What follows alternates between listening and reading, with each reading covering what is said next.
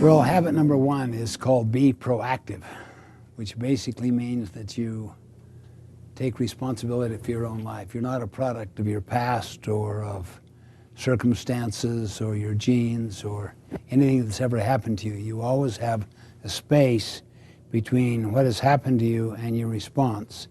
And in that space, you exercise your freedom to choose your response. Habit number two basically is to begin with the end in mind, so that you have the power of intellectual creation. The building that we're in was created in every detail before the earth was touched. That you have to develop a value system based upon principles that are enduring and universal and timeless. That's what's important. Habit three is the habit of physical creation, so that if you're creating a building and you put it in a blueprint, that's the second habit, begin with the end in mind, you say, and a picture of what the house would look like or the building see. Habit three would be you go to the construction shed, study the blueprint, and get your marching orders as to what you should do that day to help create this thing. So it's the habit of execution.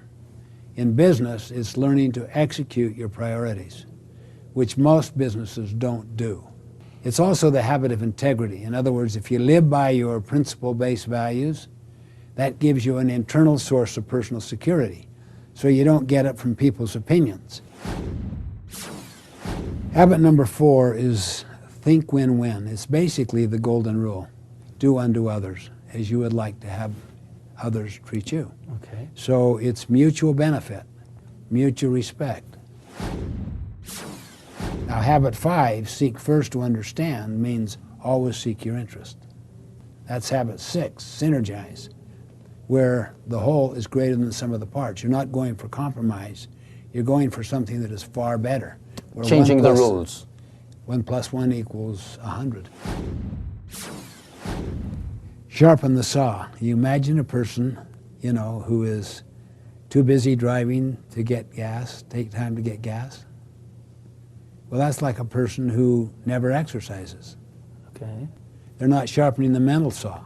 Body, mind, heart, and spirit. Okay. All four of them have to be exercised.